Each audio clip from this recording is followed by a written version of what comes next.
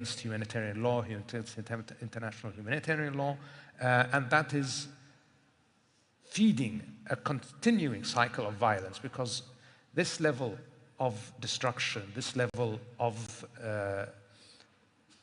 really devaluing of human lives, of the lives of ordinary Palestinians, will feed a cycle that is against everybody's interest. And that's why we are trying to focus, even in this very difficult time, on a better future. And that's why we have focused on the issue of a two-state solution, of building a Palestinian state. I will say that while we talk about a two-state solution, the reality is the state of Israel exists. So now it's about establishing the state of Palestine and ensuring that the Palestinians can reach a place where they receive their right to self-determination. And that's our focus, because, again, similar to Vision 2030, similar to what we're trying to do for Saudi Arabia, we want to look at this region from a positive side point. And that means we want to look to the future. We want to look towards a future that is stable, that is safe, where everybody can work with each other, where we can all cooperate with each other. And that's why we're focused on trying to find not just an end to the immediate conflict, but to also work towards making sure that we do not get drawn into repeats of where we are today. A couple of questions on that. In a speech on Monday, and you're right to point out there are, as we speak, ongoing discussions again about trying to find or at least get agreement on a proposal for a ceasefire deal, not just for Gaza, by the way, for Lebanon, of course, as well. And we'll get to Lebanon in a moment. But in the speech on Monday, the Israeli Prime Minister made no mention of a need to end the war in Gaza, no talk of any, quote, day after plans, no mention of the Palestinians. Now, you have been, and just this week with the meeting here in Riyadh, hoping to get some concrete steps that would, as we say, create this pathway to a Palestinian state or an independent Palestinian state. How concerned are you when you hear no mention of the Palestinians, nor any mention of the day after by the current Israeli Prime Minister?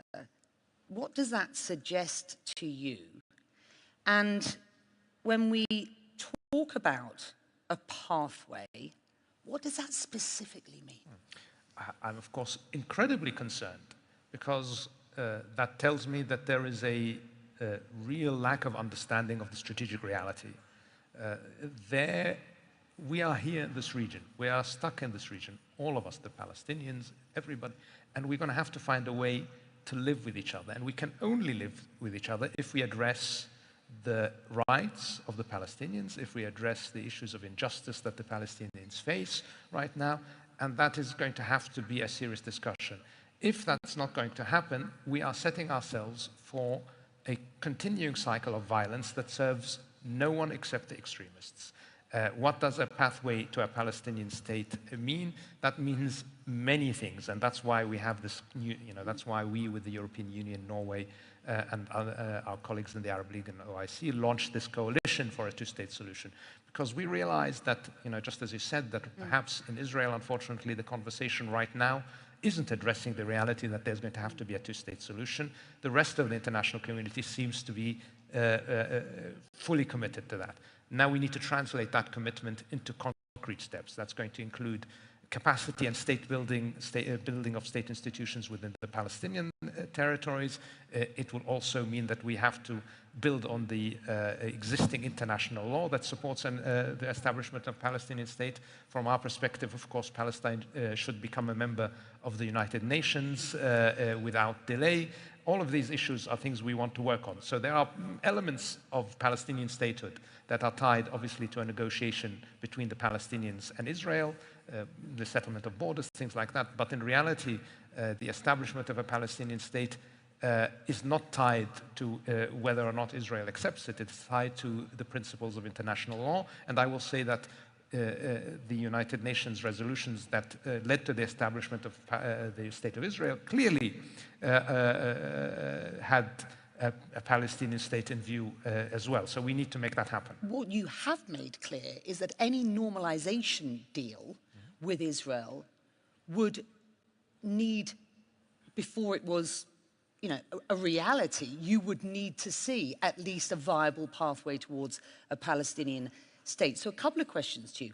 Will a verbal commitment from Benjamin Netanyahu suffice? Were you to get on a sort of, you know, on a pathway that you felt was worth sort of tabling for an independent state? And if not, what specific measures does Saudi need to see to move forward? And what is Saudi Arabia's message to Benjamin Netanyahu? Is normalization with Israel at genuine risk should you not see this commitment from Israel? I would say certainly normalization with the Kingdom of Saudi Arabia is not just at risk, it is off the table until we have a resolution to Palestinian statehood. But I would say more than that. I would say that it is not just the issue of normalization with the kingdom that is at risk. I would say that the security of the region as a whole is at risk if we do not address the rights of the Palestinians, if we do not find our way to a pathway that leads us to a Palestinian state, because that's the only way we can ensure that we can focus on the future, that we can focus on cooperation, that we can focus on integration. So I would hope that the leadership of Israel sees that it is not just the right thing to do, it is not just the moral thing to do, it is not just the just thing to do to give the Palestinians their rights and their state. It is also in the security and strategic interest of Israel to do so. And that's, I think, up to them to decide. Let's talk about Lebanon, if we can, and thank you for being very clear. Before I talk about Lebanon, in fact, let me just ask you one very specific question. Both on Gaza and on Lebanon, as I've suggested, there is, you know, some effort being made to try and find a deal at this point, albeit temporary, on both sides, both for Gaza and for Lebanon. Both of the conversations, discussions seem to be about a sort of temporary, month-long ceasefire at this point.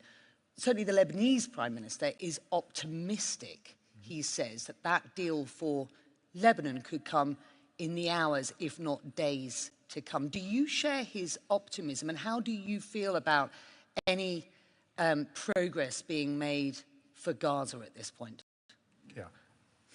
I would say I hope it's the case that we can see a ceasefire in the immediate hours, in the immediate short term. I'm not sure that that's the case. I don't have the details. We are not part of the direct negotiations that are going on. We certainly support the effort that the US is undertaking to find a pathway to a ceasefire.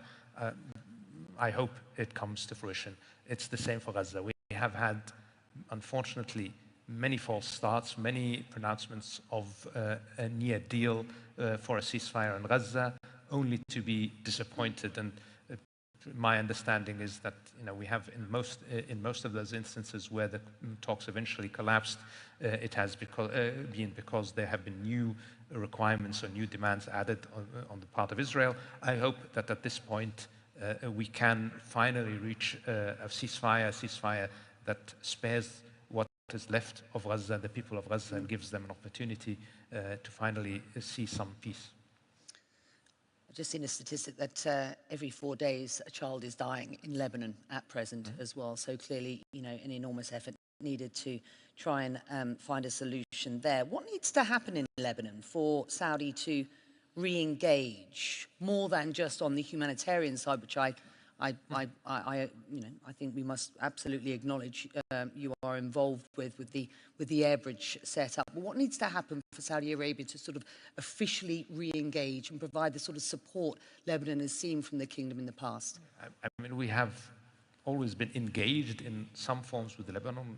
We have never fully disengaged, but of course, we continue to have the view that it is up to the Lebanese and Lebanese politicians to seek a direction that puts Lebanon on the right track. It's not up to any outside influence, any outside countries, any outside powers to tell the Lebanese what to do or to influence the political process in Lebanon. That is our opinion. So we engage with our friends in Lebanon, but we are, again, it is up to the Lebanese.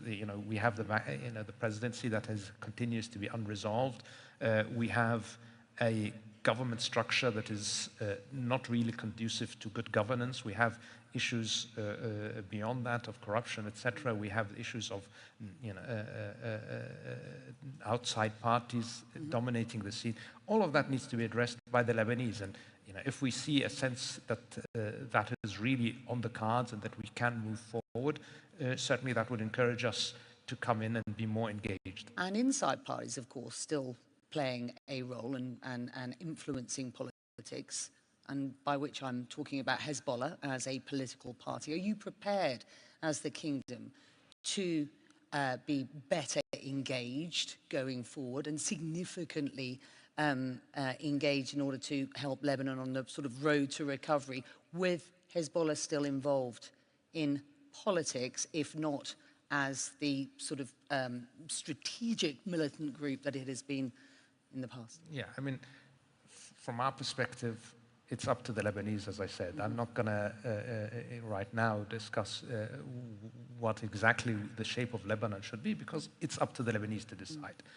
Whatever we see from that is going to inform our judgments as how much we can engage, how much we can work with Lebanon, how much we can facilitate progress in areas there. Do you see any signs that Iran is putting pressure on its Lebanese ally Hezbollah to accept a truce?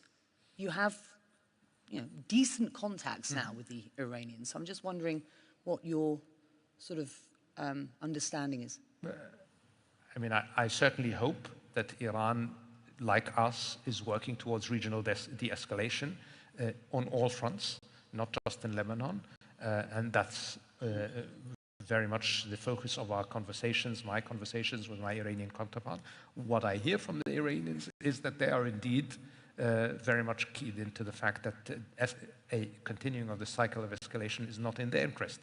I do hope that they are translating that into actually practical steps. Well, let's talk about Iran. Are you confident that Israel's recent retaliatory strike on these selected military sites in Iran signals the end of what has been this face-off that otherwise threatens to plunge this region into further chaos? Am I confident? I cannot be confident of anything that is in the control of other parties, other actors. But what I can say is that I have made it clear to our Iranian counterparts that it is important that we avoid any further escalation. My sense is that at least on their side, that they realize the risks of escalation and would prefer to avoid it. But of course, they have their own strategic calculations that they're going to have to take. And that means that it's not just up to one party to de-escalate. Really, the only way for us to find a pathway to de-escalate all of what's going on in the region is for everybody to make a conscious decision that further escalation is dangerous, is risky for all parties. So that will also mean Israel will need to de-escalate. It will also mean that our partners in the international community will need to redouble their efforts, that we focus on de-escalating all of these issues. And of course, loaded on all of that is the issue in Gaza. Without finding a pathway to a ceasefire in Gaza, I think we continue to risk intended and unintended cycles of escalation. Well, to that end, and with this sort of, and again, through the lens of sort of 2030 and the idea of, navigating a new Middle East, navigating a new architecture in this region, getting to a point where, the region can leave conflict behind, look towards a brighter future with economic integration and de-escalation. We have seen Iran and Saudi Arabia come to this rapprochement mediated by the Chinese. How would you then describe, what some 14, 15 months on, how would you describe the kingdom's relations with Iran at present? I think our relations are moving in the right direction, but of course they are complicated by the issues of regional dynamics. Certainly we have very, very honest and transparent conversations with each other that help in understanding each other's points of view and that ensure that there are no misunderstandings. And I think based on that direct communication, we are able to slowly build in the direction of a much more stable and strong relationship that can serve the interests not just of our two countries, but of regional stability. And we're doing that very much in concert and coordination also with our GCC allies. Is it the view of the kingdom that the regime in Tehran will fundamentally change anytime soon? Or is this rather a policy of keep your friends close and your enemies closer at this point? I mean, how Iran governs itself is really up to Iran and the Iranian people. That's, I don't have an opinion on that at all. What matters to me is regional policies and policies that impact my direct interests. And in that case, certainly the conversations we are having indicate that we can reach a certain point where we are cognizant of each other's interests, cognizant of each other's concerns, and making sure that there are no misunderstandings that could lead to any form of risk for that I understand. The reason I ask, of course, is that the bottom line is that for years Iran has been the biggest threat to Saudi Arabia's security. We've heard it said time and again. So I just wonder at this point, how big a threat does Saudi still see in or from Iran? And at this point, is this a case of implied threat, direct threat at this point? I mean, have you been in conversation with Tehran about whether or not, a continued escalation could put Saudi's security at risk? Has there been a direct threat from the Iranians?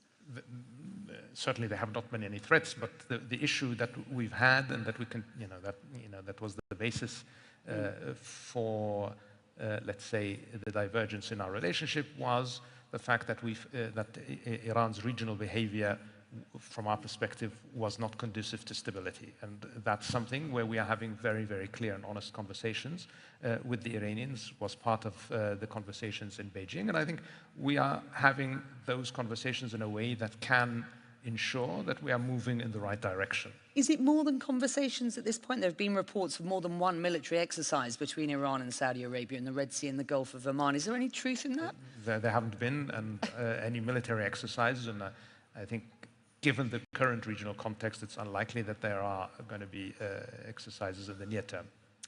Well, thank you for clarifying that.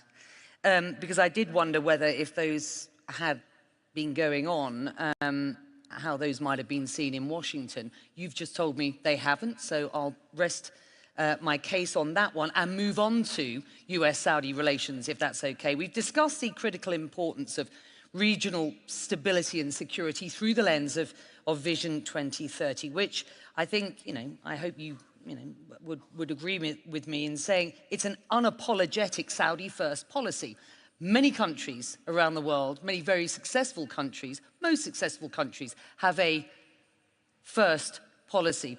America first, wherever it is around the world, and this is a Saudi first policy, putting your sovereign interests and national security squarely at the front of your thinking. For years, there has been a sense of disillusionment in this region about the reliability of the US as a guarantor of security. So let me just start there. In 2024, as we sit here today, does the kingdom believe the US is a reliable partner?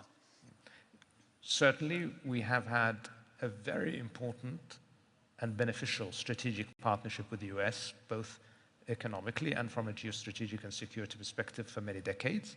And I would say that today that the working relationship with the US is among the best we've ever had, including in the national security space, but also in issues of economic cooperation, and we're making very, very good progress. It's of course the case that the region is very different today than it was 20, 30, 40 years ago. The kingdom is very different than it was 20, 30 years ago, and that means the dynamics are somewhat different. It doesn't mean that there is a change in the relationship per se. It just means that we are working together very, very differently. And it also means that we are playing a bigger role in our own national security interests. It also means that we are much more active in diverse partnerships rather than focused on one partnership. All of that is a function of the growth that the kingdom has shown, that the kingdom has seen, the growing geostrategic relevance of the region. It's actually one of the kind of surprising things, perhaps, that some theorists might notice, that although some years ago there was kind of this idea that our part of the world would decrease in geostrategic relevance, it's actually the opposite. It has just gained, because we are not only continuing to be an important supplier of energy in the traditional energy forms and a source of energy security, but we are also proving to be a critical hub for many of the future technologies, whether it's renewable energy, solar, etc., or digital technologies, AI, data centers, because of not just because of the cheap energy that we can produce from renewables, but also because of our geographic location, which means we're one of the best places for access. So the relevance of our region, and certainly of the kingdom, has increased, and that has meant that we have, had, because of our policy of putting our interests first, which I think it would be odd if somebody didn't do that, focused on diversifying our partnerships as much as possible. And it hasn't gone unnoticed that in a changing global growth paradigm and dynamic, there is significant growth here in this region. And I think that's well acknowledged around the world. Maybe people a little bit slow to catch up with that. And also, of course, incredible capital heft as well. Let's stick with this US relationship and how it's developing, because you still don't have the defense deal, but these days this is a defense plus deal, which I think very much speaks to your point about the growth and power and opportunity that there is here. Part of this deal, this bilateral deal, is about a civil nuclear program. Much of this is about trade. It's about investment, Saudi investment in the US and US investment here. That deal is not yet signed. We keep hearing that this deal is close. Is the kingdom on a promise that a deal will be done before the end of this administration? I mean, the bilateral agreements we are working on with the US are actually multiple agreements. Some of them we can progress probably quite quickly, and some of them we are working on, especially those related to trade, AI, etc., and which are not tied to any other third parties, let's say. Some of the more significant defense cooperation agreements are more complicated. We would certainly welcome an opportunity to finish them before the current administration's term, but that's reliant on other factors outside of our control. And in the end, if we reach them, that's fine. If we don't, we have a very, very strong working relationship with the US, even on defense cooperation as it exists. Let me serves pressure both of us well. Because we know that Washington wants normalization bolted onto any sort of broad deal. Is that realistic at this point? And are you prepared to walk away from some of this sort of bilateral deal content if you say, and you can't see normalization as an option from the Saudi perspective at the moment? There's one element of the bilateral agreements that we're working on that is very much tied to normalization, and we've made very clear, the Crown Prince in his speech to the Shura Council made very clear what would be required for the kingdom to establish diplomatic relations with Israel, and absent that, we are quite happy to wait until the situation is amenable. The other work streams are not that connected, and some of them are progressing quite quickly, and we hope to see moving forward. We'll keep an eye on those. I've got one more question for you. It's probably going to be two, but it's broadly one more question because it's about the US elections. Just days to go before the US election. I mean, literally just hours to go now. Is it clear to you which candidate would be the best for the Middle East in general, in particular for solving the Israel-Palestine conflict? And do you have a candidate that better understands the opportunities afforded by Saudi Vision 2030, and who would Saudi prepare to work with? We are quite prepared to work with either administration or either candidate should they gain the trust of the American people. It's really up to the American people to decide who is the next president. And we've done well historically with both Democratic and Republican administrations. Obviously, we've worked with President Trump before, so we know, we know him, and we can find a way to work with him very well. But we also know, obviously, the team that is currently working with the Biden administration, and Vice President Harris is part of that team, and we've been able to build a very strong working relationship. So we absolutely have no preference. They will certainly be different. Whether one or the other would be better, this is not up to me to say. You haven't been in this business as long as you have, not to be the consummate diplomat, and you absolutely are. Donald Trump claims he is capable of bringing peace to this region. Sir, yes or no, is he right?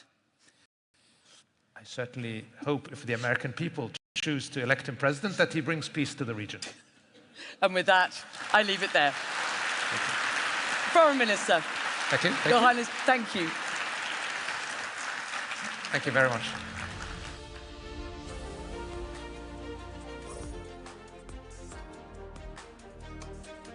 This tension between the old order and the new order, I think, is a real phenomenon that the West is going to find very difficult to get their minds around. It means that you will have a two-horse race or a multi-horse race rather than just one. I think to me that the key is, how do you go on events like this to find young, smart, creative people that are leveraging technology to do the fintech revolution, to do the trade revolution? How do you move that over to public policy?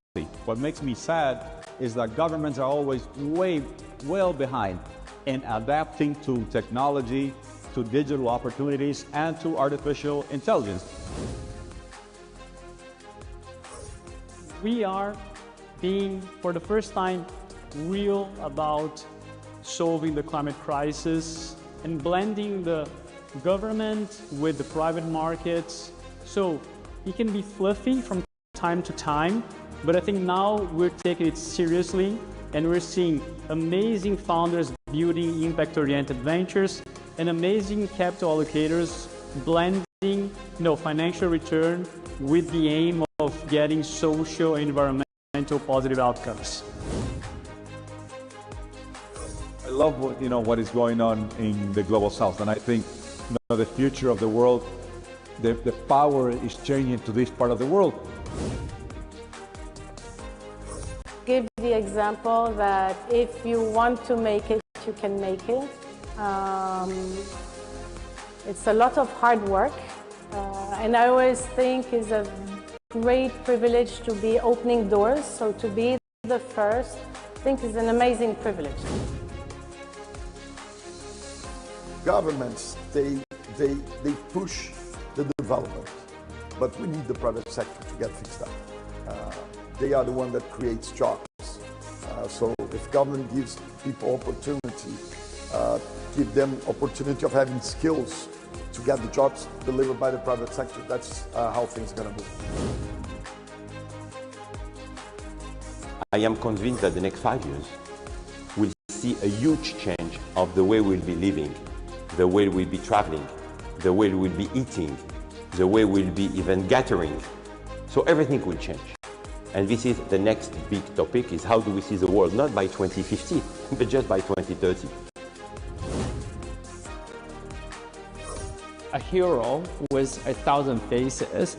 Each of us, you, me, and the people we talk to, the entrepreneurs, investors, each is a hero in their own career, in their own family.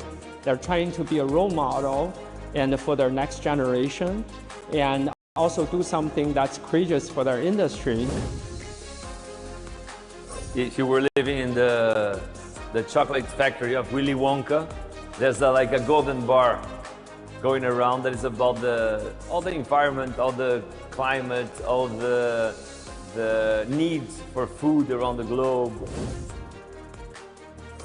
You have the power to change the future of a country. You have the power to change the future of people. And it's fantastic. That interests me because it touches culture, economy. Ladies and gentlemen, I'd like to thank His Highness and thank you to Becky Anderson for that important and very timely conversation. So we talked a lot about conflict in that interview. We're clearly very deep into the challenges that are facing humanity. But now we're ready to talk about a solutions-driven world where peace and humanity come first.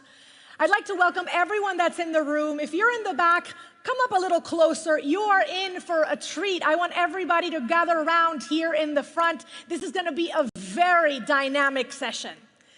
So we're going to talk about how technology and AI can transform daily life.